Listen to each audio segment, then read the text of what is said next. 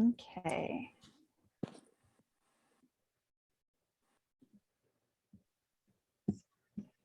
So it is 3 p.m.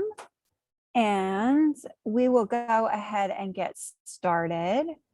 Hopefully, I see there's a few folks still connecting to audio, and we may have a few people who join us here in the beginning of our webinar. Thank you for joining us this afternoon. My name is Molly Kearney, and I'm the Executive Director of Art Possible Ohio.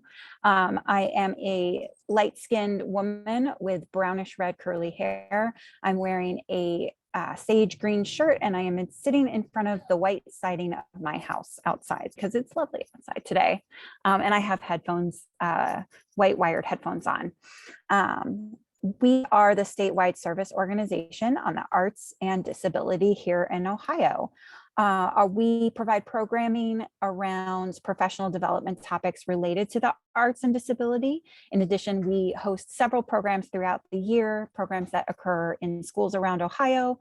We have a film festival called Real Abilities Columbus that is part of an international film festival. We also host an exhibition for which the call for art just opened, brand new. It's our Accessible Expressions Ohio 2022. If you know of someone who might be interested in submitting artwork, we are currently accepting 2-dimensional, 3-dimensional, and wearable art for that exhibition. With me today, I also have our Director of Programs, Megan Feitz, and our illustrious and wonderful presenter, Ashley Heuser. So Megan, do you want to quickly introduce yourself? And then we will kick it over to Ashley to introduce herself, and then we can go ahead and get started. I will also say at the top here, this speaker series, Possibility Talks, is generously supported by the Ohio Arts Council and the Greater Columbus Arts Council. So thank you very much to both of those organizations for their financial and emotional and professional support as well. All right, Megan. Hey everyone, my name is Megan Feitz. I am a white woman with pink glasses, short curly hair. I'm wearing silver round earrings and a black V-neck dress today. I'm sitting on my bed with a brown headboard behind me and a cream wall and a blue curtain and some books piled next to my bed. So I run most of the forward-facing programs that Molly already mentioned today. And we're just super excited to have you here today. If you want to learn about any of our programs and what we've got going on, feel free to drop your email in our chat box. I'll collect them and I'll throw you on our newsletter, which is one of the best ways to receive word on programs like this. I'll kick it back over to Molly to introduce Ashley. Thanks. Thank you. And I am very happy to introduce Ashley today. I'm going to let her tell her own story, but I will just mention that Ashley came to us as an intern and did some amazing work for us for our board of directors and for a couple other projects that we had. And then we found out that she had this wonderful background in the law around disability and had done a ton of research on it. And so we asked her if she would kindly share that with us and our community. So Ashley, tell us a little bit about who you are, and then we will provide technical support for you as you go forth and present today. Thank you so much, Molly. I appreciate that. My name is Ashley Heuser, and I am a light-skinned woman with short chin-length blonde hair, big blue glasses, and I'm wearing a plaid, mostly white shirt. Behind me is my galley kitchen because I live in a studio apartment, so wall space is scarce. And thank you everyone for coming to this talk about the ADA today. So with that, I'm going to start the presentation. And I'm going to share my screen. I will also be giving audio descriptions or image descriptions of the presentation as I go. Give me 2 seconds to minimize some things, dismiss all, super sorry. And there we go. So the agenda that we are doing for this talk is I will start with a little bit more extensive introduction. I will talk about language and definition in order to give context to the conversation we're going to have. I will give a brief background about disability rights specifically in America. Then we will delve into the actual text of the ADA. We will move the way that the ADA moves through the legislation. So we will start with defining disability, moving on to Title I, employment, Title II, state and local governments, Title III, private businesses. We will give a brief overview of Titles 4 and 5. And then I will just mention other disability rights legislation to be aware of. And then we will wrap up around 45 minutes for questions.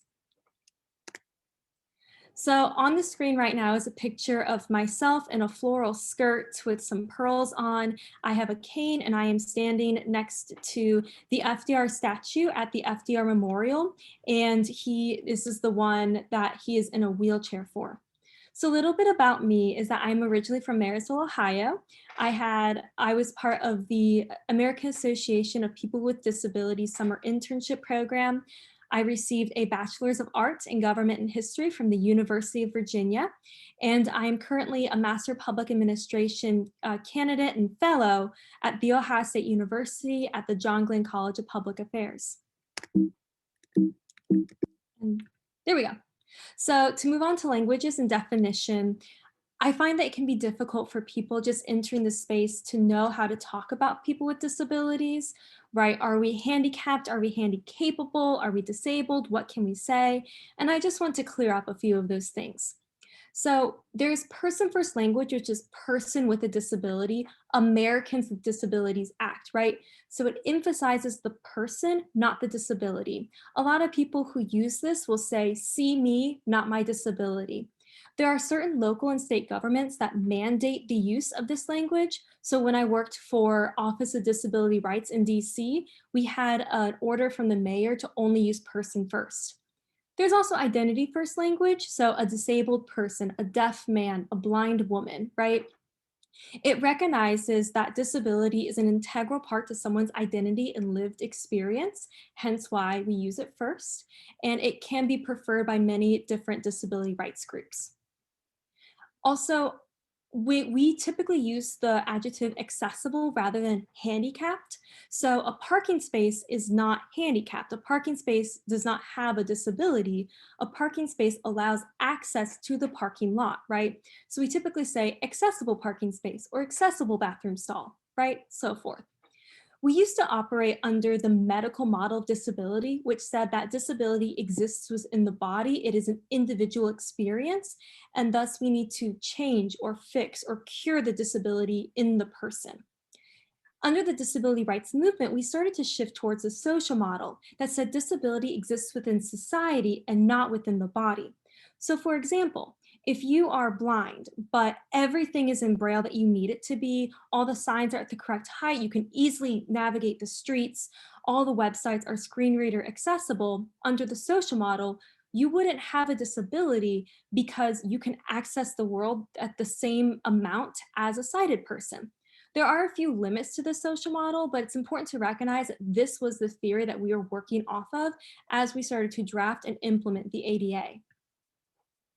A brief timeline of disability rights in America. The first big piece of disability rights legislation is the Rehabilitation Act of 1973. Specifically, Section 504 stipulated that all entities receiving federal funding must not discriminate against people with disabilities. That meant that federal courthouses all of a sudden had to be accessible, that federal agencies had to make sure they protected people with disabilities. This was a big deal. However, a lot of executive agencies didn't want to implement Section 504, which led to Section 504 sit-ins, in which a lot of disability rights activists took over specific federal buildings in order to gain publicity and to get people to actually implement Section 504. And we see protesters protesting Section 504 on the slides.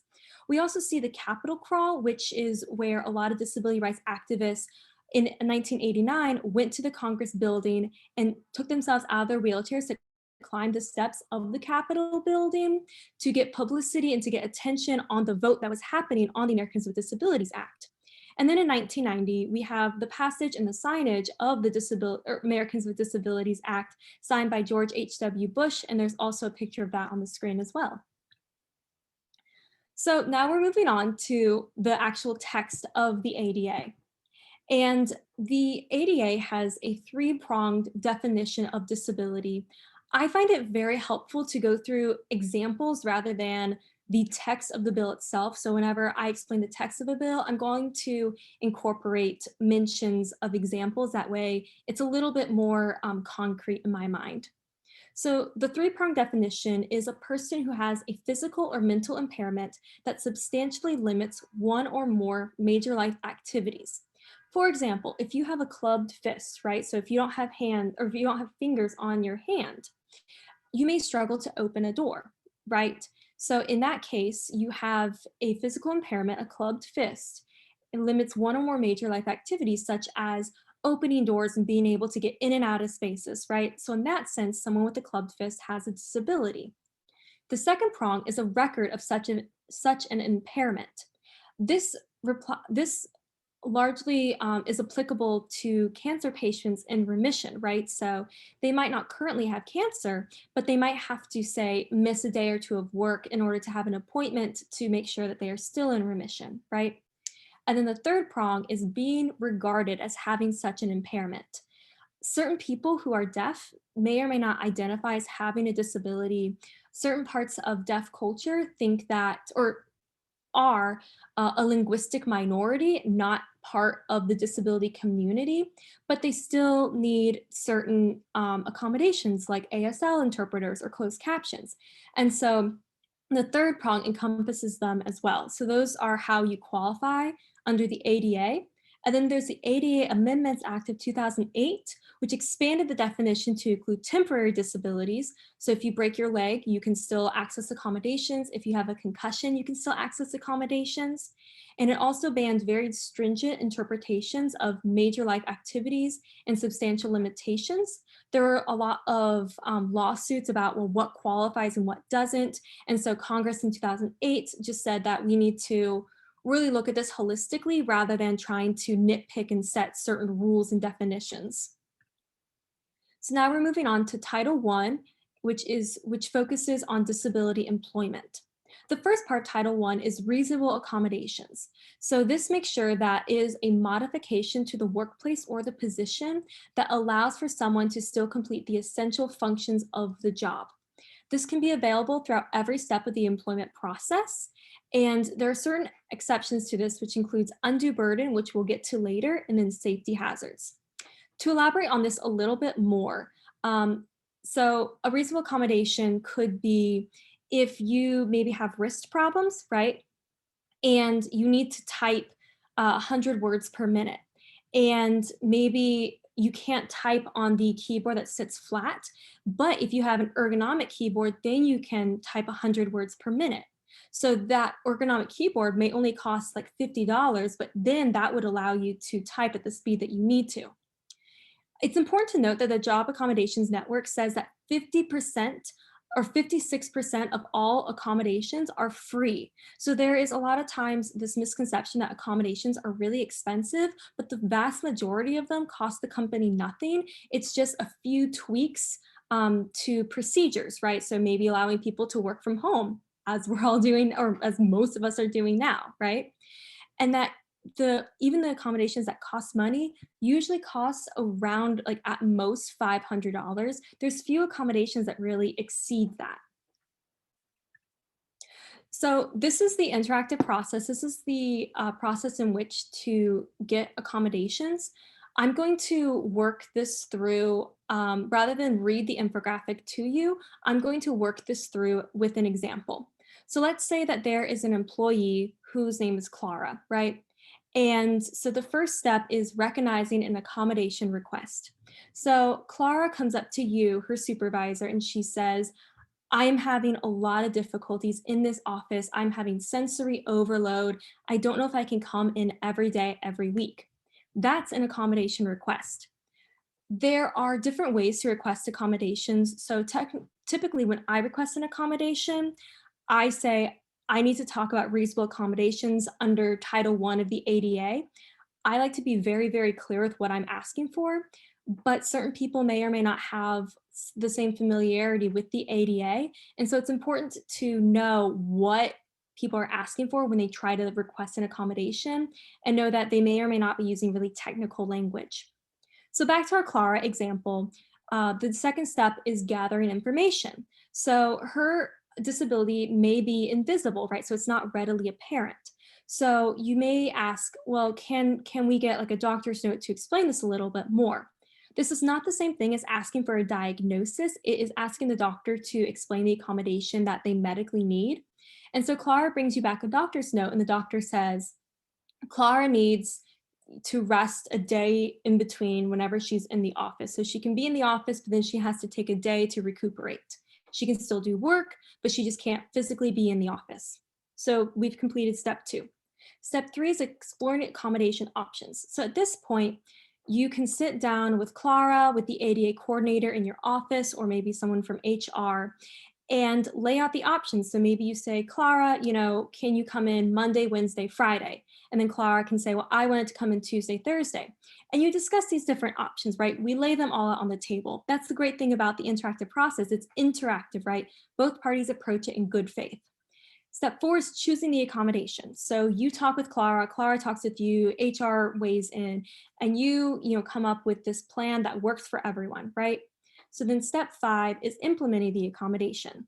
So you may let Clara's direct supervisor know that Clara is not going to be in the office on Tuesdays and Thursdays, but she can still, reply to emails and, submit her deliverables. And then step 6 is monitoring the accommodation. So you can check in with Clara and see if her accommodation is serving her well. If she is still able to complete the essential functions, if she's still able to, turn everything on time and submit her deliverables, and she's doing really well in her quarterly evaluations, accommodations are working great. You may need to revisit this conversation though. Maybe we agree on Monday, Wednesday, Friday, but Clara's really struggling. So maybe we ask to switch to Tuesday, Thursday. That's the second part of the interactive process. It's a process, it's ongoing. It's important to note that the interactive process can be initiated at any time. So typically, sometimes if people have invisible disabilities, they may wait to be hired and then request accommodations rather than requesting it at the interview. It's also important to note that the interactive process is about the disability as it stands that day, right? So, let's say we've completed section 6 or step 6, right? And then Clara's walking one day and she slips on ice and gets a concussion. And Clara comes to you and says, my doctor says I can't come into the office for the next month. You can't say, well, because we already talked about your accommodations, I'm denying that request. Because that's not actually, you talked about her sensory processing disability, not her new acquired temporary disability. So it's just important to recognize the context in which we're having these conversations. So now we're going to do a little review, a little example. So Sarah is blind and wants to apply for a job. When she tries to access the application, she finds that it is inaccessible for her screen reader. She emails the recruiter asking for a plain text version of the application. Is this a reasonable accommodation? And the answer is yes, it is a reasonable accommodation. It is mostly free. It just requires a little bit of administrative work to get her a new application. And this is a completely reasonable accommodation. Another one is Logan survived. This is the second example. Logan survived a traumatic event that occurred a few years ago. Their new supervisor resembles their attacker and triggers their PTSD. Logan requests to move to a different team and meets all the qualifications to complete the essential functions in the new team. Is this reassignment a reasonable accommodation? And yes, it is. The key qualifier here is meets all the qualifications, right? So if someone, let's say from HR, wanted to move into tech and they don't have the essential qualifications, that would not be reasonable, right? But if it's a very small, almost procedural tweak and they can easily be moved through an internal transfer, then that is a reasonable accommodation. Our other example, our final example for our Title I review is Sonia has Crohn's disease, a chronic illness that affects the digestive system. Although she has been in remission for years, she has been experiencing a flare for the past few weeks. She asks her supervisor if she can move to a different office so that she can be closer to the bathroom. Is this a reasonable accommodation? Yes, absolutely. It may be like kind of difficult to convince the person in the office to switch offices, and it may be a bit of a hassle, but this is absolutely a reasonable accommodation. And notice that all these accommodations are actually free, right? The same with most accommodations that people request. And we're wrapping up this section with do's and don'ts of disability employment. So do include the essential functions of the job in the job descriptions, but don't include superfluous requirements, right? So does your secretary really need to carry 20 pounds, right? Also, during the interview, you can ask if someone is able to perform the essential functions of the job, but you cannot ask, do you have a disability that would prevent you from completing the essential functions of the job, right? So even if you're a federal contractor and you have to meet a quota for so many disabled employees, they will typically ask, do you have anything else you want to disclose to us? But you cannot just flat out ask someone for their diagnosis or their disability status. Also, during applications or any official communications, include a point of contact for accommodations, and don't assume that you know what accommodations someone may need. So if someone emails you and says, hey, just to let you know, I'm hard of hearing, and I just want the person interviewing me to know that I may have to ask them to repeat themselves a few times, that's fine. But don't like try to hire an ASL interpreter for them because you don't know what accommodations they need. They just told you all they need is just for you to let someone know. Do approach the interactive process with an open mind. And also, you cannot legally require a medical exam conditional on employment. So you can't say like, oh, take this medical exam and then we'll see if we hire you, right? That's another way to sort of try to screen out people with disabilities, and it is illegal under the ADA. And these are just some resources for disability employment. I sent the slide deck to Megan and Molly, and so this is being recorded, but they can also distribute this. And I really want this to be a guide for you all. So if you all think like, oh, I wish I could access this link, or I wish I could go back to this infographic, it's all there for you. Next is Title II, which applies to state and local governments. So it applies to state and local governments, as I said, municipalities and special districts, and any entity receiving funding from a state or local government. So this includes any entity that has subgrants, any entity that is contracted or has a cooperative agreement. Also, if we remember back to Section 504, that applies to any entity receiving federal funds. So it applies to all levels of government. All people with disabilities are protected from discrimination at all levels of government.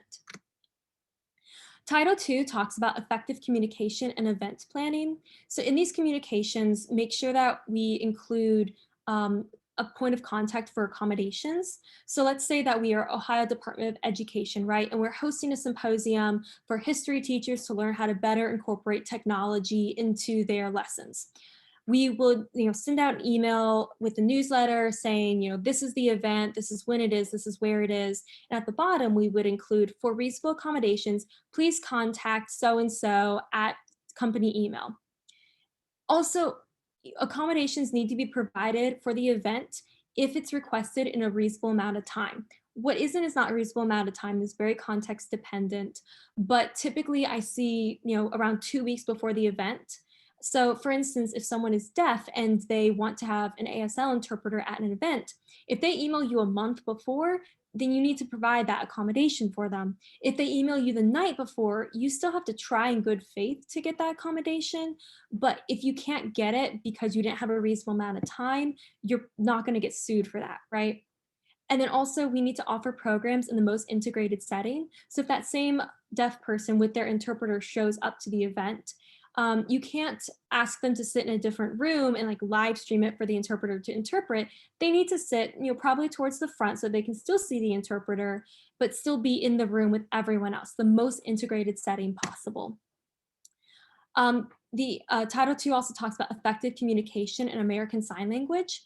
So let's say that there is a couple and they are deaf and they have a hearing child and they want to go to a parent-teacher conference.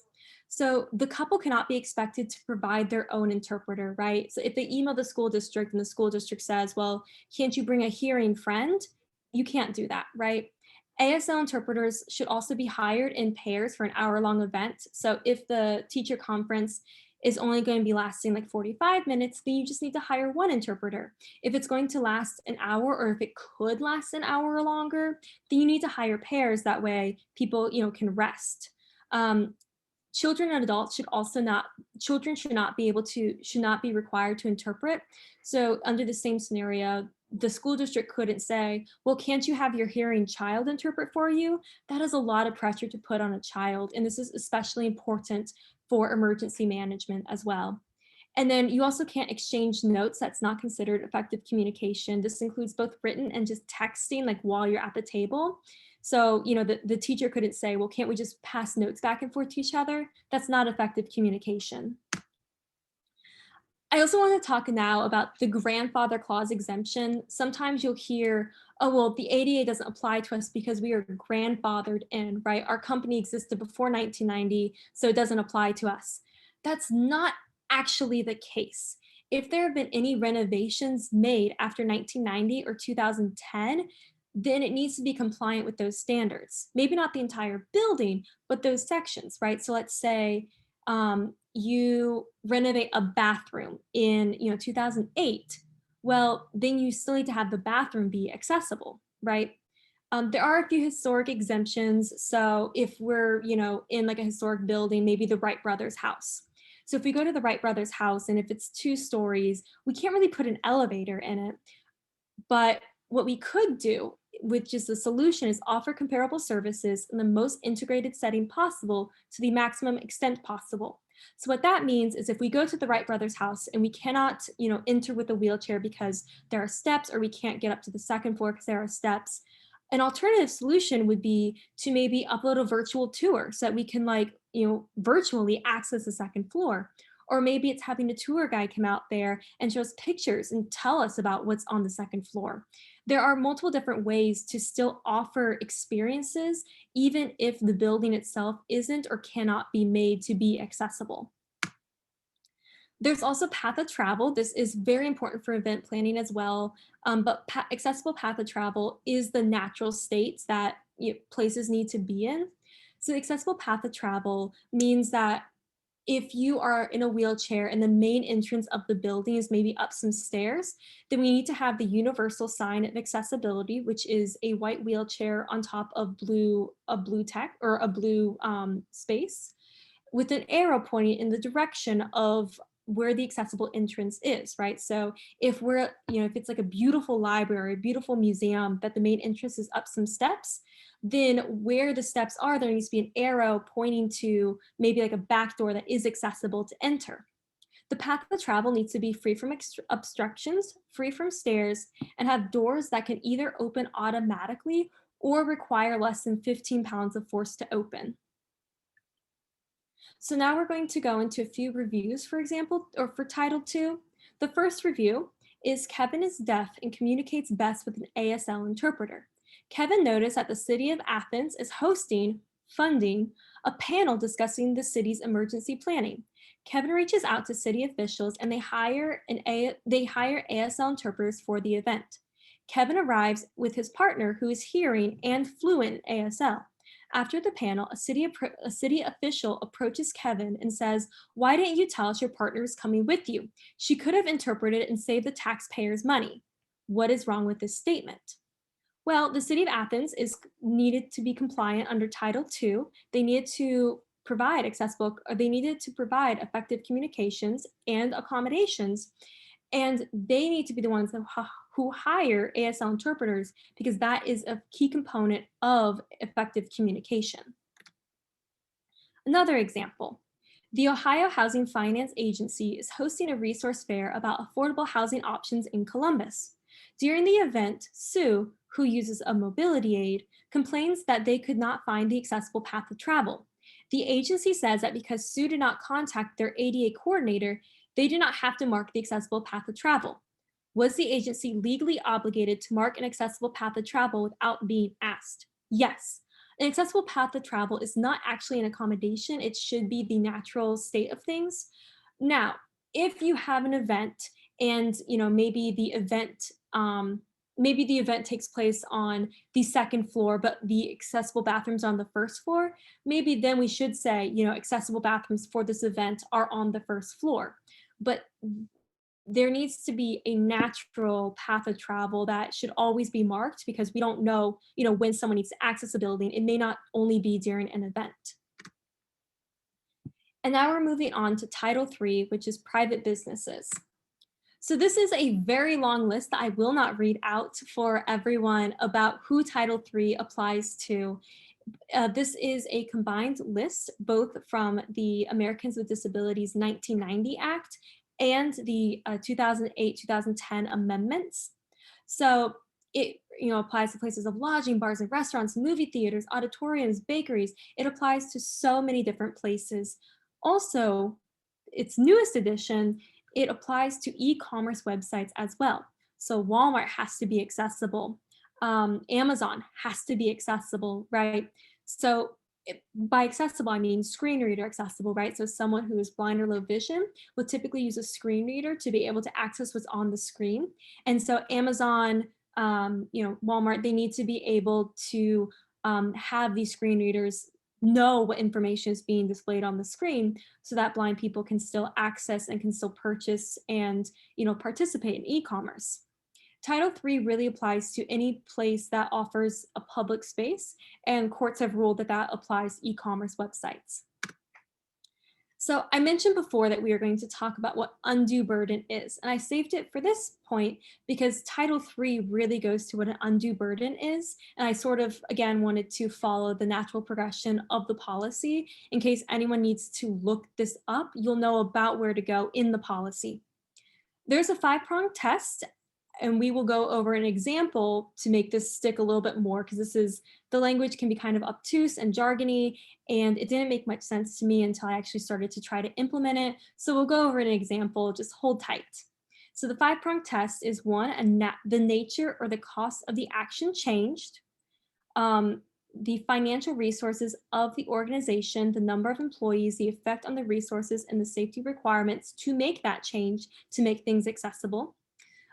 3, the operation cost and administrative burdens of separate sites, right? So I talked about the most integrated setting possible. So maybe if one storefront is accessible or one storefront isn't accessible, can we offer a satellite storefront to still be accessible? What's the operation cost and administrative burdens of that? The other is financial resources of the parent corporation. So is this a small business or is this part of a chain? And then the type of operations of the parent company, composition, structure, and functions of the workforce. And again, like what I mentioned with Title II, modifications of procedure, you still need to offer it in the most integrated setting possible. Now, what does this all mean? I know it doesn't make much sense the way it's, you know, presented in the law. So let's go over an example. I'm a Columbus native now, go to OSU, so we're going to be talking about Columbus, but if you're out of the city, I will also explain a little bit about what I'm talking about. So our first example is the Book Loft in German Village, which is kind of next to downtown Columbus. The Book Loft is a beautiful 3-story historic building. It is a small business. It's owned by, I believe, I know it's owned by 2 people. I believe they're a couple, not really sure. They just bought the building that they operate in. There are 32 rooms with different sections. It's very labyrinthy, very meander. You have to like meander around. There are 3 levels. It's very tight spaces. It can be kind of claustrophobic. I absolutely love it though. But it's not accessible, right? There's no elevators. To even get into the building, you have to take a few steps up. So if I were to go to the Book Loft in my wheelchair and, you know, knock on windows and get someone to come out, and I say, well, under Title III, you know, you need to be accessible, you need to have an elevator and ramps and all these other things, the Book Loft wouldn't actually have to do any of those things, right? Maybe because they're a historic building, I'm not really sure about that, but it would be an undue burden, right? It's a small business, so they don't have a parent company that they can reach out to. It would completely, you know, restructure the architecture of the building. To redesign and relay out all the shelves would be a huge administrative burden, and they may not even have the storage for all the books that they would have to unshelve. And they, it would be a multi-million-dollar renovation in order to make it accessible, right? So the book loft could say, well, no, we can't actually make this architecturally accessible. But what they would have to say next is, well, how can we still let you access our services, right? How can we do this in the most integrated setting possible? And so that could be, maybe I call ahead and say, hey, can I pick up this book and this book and this book, and can you meet me outside? It could be that I could order through their online portal. I could also maybe ask someone if they could just, FaceTime me and maybe do a virtual tour. That way I can still experience the book loft, right? Because it is an experience. It's, usually listed on like TripAdvisor's, like different places to go in Columbus.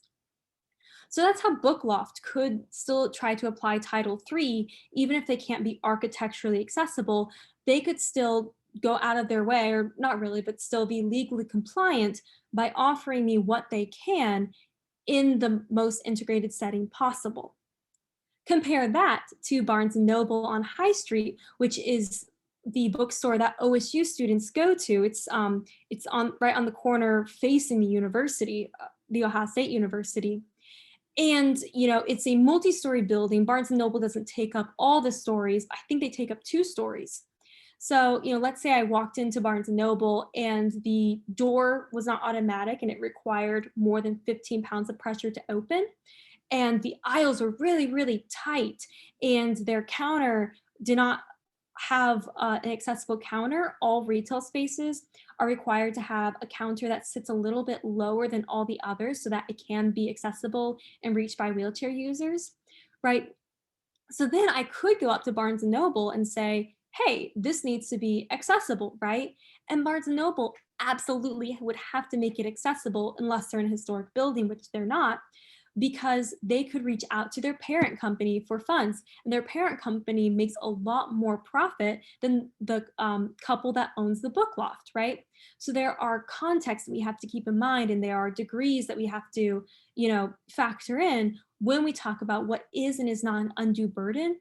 But at the end of the day, you still have to be offered services, and the services still have to be in the most integrated setting possible. Title III also talks a lot about service animals. So Title III talks about the definition of service animal used to only be limited to dogs. However, there are a few companies that train miniature horses, so they can be a reasonable accommodation, just not a service animal. They must be allowed in public places, and but to the caveat to that is they must be under the owner's control, and the animal must be housebroken. So that means with under the owner's control is you can't have a service animal maybe in a restaurant barking all the time, right? That's not under the handler's control. If the dog maybe like tries to bite someone, that's not under the handler's control. Unless there are like caveats to that as well. If they're like, let's say you're in a grocery store and a little girl goes up and she pulls the service dog's tail, and the service dog yips and like, just looks at her, doesn't bite her, just looks at her, that's still under the handler's control, right? Because the dog was prompted to react a certain way, it was responding to a stimulus, right? Dogs are still animals, even though service animals are trained really, really well, they're still going to respond to stimuli, right? If we're in a really, really loud concert where, people are screaming and the music's blaring and the dog barks a few times, that's still under the handler's control, right? It's context dependent. And then the animal must be housebroken. That, is just what it sounds like, right? Title III also says that if there's a service animal, you can only ask 2 questions. The caveat to this is if it's very obvious what the service dog's role is, you never have to ask these questions, but there are certain contexts in which it's not fully compliant to ask these questions. For example, if there's someone with a white cane with dark glasses on who has a service dog, it's obvious what the service dog is there for, right? But let's say that there is someone who might have like a medical alert dog, right? You can go up and ask, is this animal required because of a disability? And what work or task has this animal been trained to perform? So under this, simulation, you can say, is this animal required because of a disability? And the person who has a medical alert dog would say, yes. What work or task has this animal been trained to perform? This is a medical alert dog. That is as far as we're allowed to go. unless the animal shows that it's not under the handler's control or unless it has a mess in the area, right? You are not allowed to ask for documentation, training, certificate, licensing, and so forth, because there are some misconceptions about service animals. So there are certain websites that say, you know, we are the National Registry for Service Animals. That doesn't exist, right? The ADA really wanted to allow people to have the freedom to choose their animals, to maybe train their own animal. So there is no one licensing. There are also no specific harnesses or leashes that people have to have on their service animals. So it's not necessarily super easy to identify a service animal, which is why you are allowed legally to ask those two questions. It's also really important to note that service dogs can be any breed. And I said service dogs on the slide. That's a mistake. Kind of embarrassing. Just going to keep going. Service dogs can be any breed, right? So on our right, we see a picture of Habing Girma, and she has a German Shepherd seeing eye dog, and her German Shepherd guides her everywhere. There are no breed exclusions as service animals. So someone could have a pit bull service animal, someone could have a Doberman service animal, someone could have a Yorkie service animal if it's like a medical alert dog, that could work really well. There is a caveat in the law that says if the dog is a direct threat, then you can ask for them to leave, but that direct threat is not breed specific. So just because someone has a pit bull as a service animal, you can't ask for them to leave because of that. And it's also important to know that emotional support animals are not service animals. The difference is recognition and response. So service animals are specifically trained to recognize what is happening and to respond to the disability need. However, an emotional support animal mostly recognizes what's happening and offers comfort, but it doesn't have that response, right? So service animals have to be allowed in public spaces, whereas ESAs can be a reasonable accommodation. It's context dependent. This is an infographic about sort of what I just said, but again, in case we are a bit more of a visual learner, that's what this infographic is used for. So now we're going to give examples of a Title III review.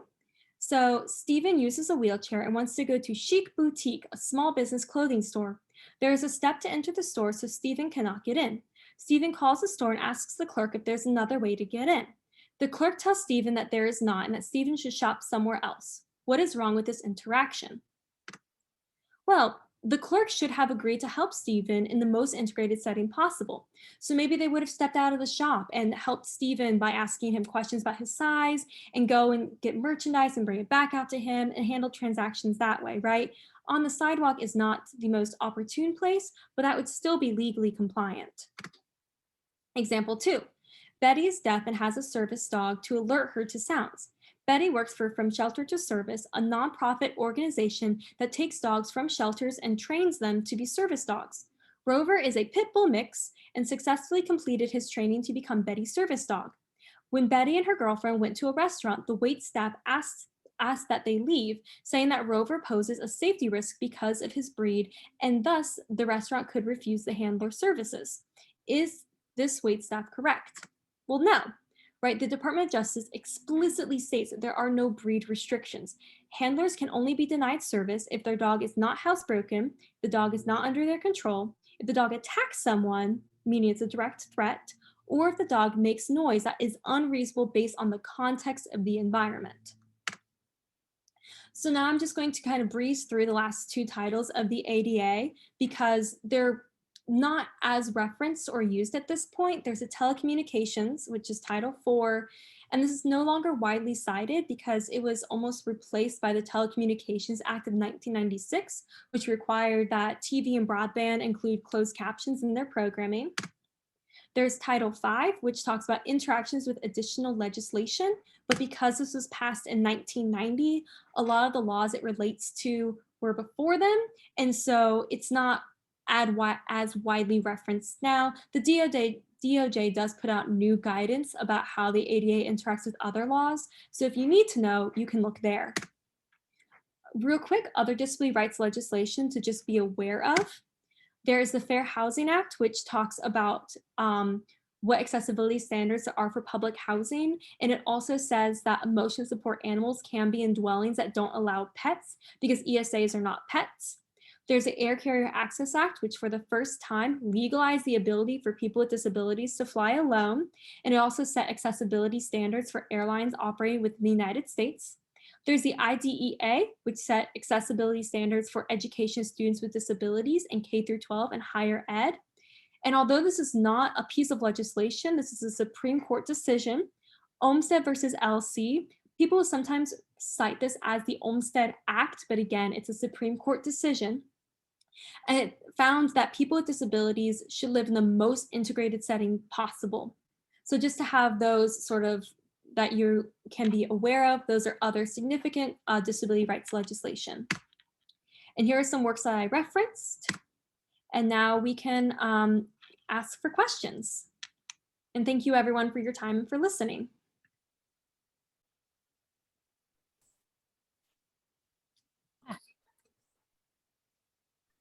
Sorry about the awkward pause. I was trying to unmute myself. I'm sorry, my bedroom's a little dark. But here I am to take anyone's questions. If anyone has questions for Ashley, you can drop them in the chat. You can also raise your hand and we'll call on you and you can ask the question yourself. I want to say, Ashley, that was wonderful.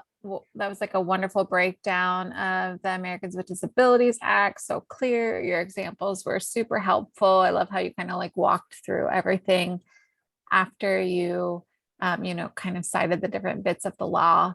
I really, really appreciated that, especially. So does anyone have any questions?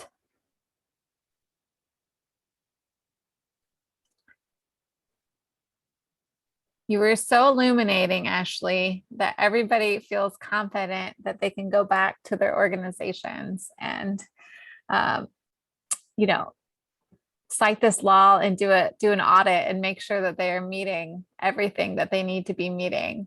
I do have, there's someone in the chat says, Ashley, thank you so much for sharing this info. What are some great, like off the top of your head, Ashley, what are some great resources, websites, and things people can go to if they need to recall this information or find, language that they could share with others to support arguments they need to make or justify something that they're doing? Thank you. Yeah, so for specifically Title I with accommodations, the Job Accommodations Network, JAN, they are one of the best resources. They have so many questions. They answer questions like, if you're a federal contractor, what are you obligated to do? They have a frequently asked questions. They also have chat available. So JAN, Job Accommodations Network, they are absolutely amazing with handling those things. As far as architectural accessibility, you can just search for accessibility audit. There are official, I believe it's DOJ documents talking about Department of Justice documents talking about how to do accessibility audits to make sure that your slopes are correct on your ramps, or to make sure that your hallways are 3 feet wide, right? There is also the EEOC has put out guidance, the DOJ has put out guidance. So those are like some really good places to look. Also, Disability Rights Ohio has a lot of really great resources as well, as does the Ohio State Independent Living Center. So those are a few different resources to go to if you have questions. Did you know that? Awesome. There is another chat here. I'm sure you can see it. As someone who sometimes navigates buildings in a wheelchair, do you feel like the ADA guidelines are a good baseline for accommodations? Are there architectural items you feel are missing or not enough? Great question. Yeah, thank you so much for that, Jennifer. It's important to recognize that the ADA was made to sort of establish a baseline, to sort of set the bar as low as they could to still provide access. It is not universal accessibility. Universal accessibility means that I could be in my wheelchair and could go anywhere I wanted to, right? And the ADA knew, or the people who were working on the ADA knew that that was just way too much to ask for. So this is like the lowest bar, right? And so I think that I would love for the ADA to be refreshed. I would love to have universal accessibility, but the ADA was a bipartisan effort, right? That's why it's an unfunded mandate, so that we could get, people interested in civil rights on board, people interested in cost on board, people interested in legal compliance on board. But that is the context in which it was passed. And even a lot of disability rights activists who worked on it then and who are still living now say that they don't think that we could get something like the ADA to pass again just based on the current political climate. Um, do I feel that they're missing or not enough? It's difficult. It is over a 30-year piece of legislation, so we would think that places are accessible, but I still can still struggle to access places at the Ohio State University, and they have some of the best accessibility, at least in the city. So it's very spotty with the implementation. It could be better, but I am happy that I live in the ADA generation, as it's called. Really helpful answer there. What do you recommend for someone, say they go to a Barnes and Noble? Oh, Jennifer says, thanks. I think she really liked your answer. They say, you know what, this is weird. Like, why don't you have an elevator? Like, this is a newer building. I don't know. I mean, I know that probably typically wouldn't have it, but say they have an experience where they feel like it should be accessible, it should be reasonable. They make a complaint, maybe just to the front desk person, go in a week later, no one's contacted them. They don't hear anything, nothing changes. What are their options at that point? So under current legislation, right, one of the best ways to do is a lawsuit that typically results in a settlement that is, of course, prohibitively expensive for a lot of people, especially with the disability unemployment rate at 30%. So that is difficult, right? There was HR 620, which was from the 2017 Congress that tried to implement a complaint system with the Department of Justice, but the Department of Justice said that they didn't even want to look at those complaints. So a lot of times people can feel like they're barking up a wall, right? So the best way to do it is through litigation, unfortunately. Yeah, that makes sense. If it's a state or local government, though, they are required to have an ADA coordinator. So then you could reach out to the ADA coordinator if it's a state or local government and ask for additional accessibility help, right? So if you are trying to navigate a state agency's website and find that it's not screen reader accessible, then you could go to the ADA coordinator and they are legally obligated to make sure that it does fit accessibility standards. But if it's a private business, the best way to go about it right now is unfortunately to sue. That's how we got e-commerce sites screen reader accessible, was because a lawsuit led by Haben Girma was sued to make sure that, I think it was Libro FM, was accessible, which then opened it up to make sure everyone was accessible. So it's a hard won process, and it is prohibitively expensive for a lot of people. I know I have so many questions, but we work with a lot of small arts organizations who might not have the means or the, reasonable means to meet some of these, things that need to be changed, but really want to do the best that they can, right? Mm-hmm. And so what is some advice you might give to a small organization, say like as small as Art Possible, we have 2 employees, or a small historical society or something like that, who wants to kind of do an audit, wants to make sure their events are accessible, wants to make sure their programs are accessible? Like, what is some advice you might give to them so they can make sure they're ADA compliant? Yeah, so I think, first of all, it's prioritization, right? So there isn't a point in trying to install an elevator in your building if the first floor isn't accessible, or if you can't even get into the building, right? So first is prioritizing a path of travel. And then if you can, prioritize the first floor. But also can also just be doing the free things first, right? So when we upload a Facebook post, make sure that we have alt text in our images. If we upload something to Instagram, do the same thing, have camel case hashtags, right? Like, most accommodations are free, right? So there's still a lot of free things we can do. If we know that maybe the first floor isn't accessible, maybe try to live stream our event so that people can still access it. It's not ideal, but it's still better than nothing. I agree with all of those things. Very good advice. Does anybody else have any questions for Ashley? I don't want to take up any more of her precious time or your precious time. Seeing none, please know that you can contact us at artpossibleohio.org, and I'm sure Ashley would be happy to help if there's a question that we can't tackle. We have direct contact with her. But here I'm going to turn it back over to Miss Molly and say one more time, thank you very much, Ashley, for that great presentation. That was great. And like Ashley mentioned, we have the slide deck. So if you are interested in seeing that slide deck, having some of the information that's in it, just let us know. You can send us an email at info, I-N-F-O @artpossibleohio.org, and we'll send it over. And we also recorded this presentation. So if you are someone who is like me, who likes to go back and watch things over again, if there's a part that went a little too quickly for you, you can also ask us for that, and we will send you a link to the recording.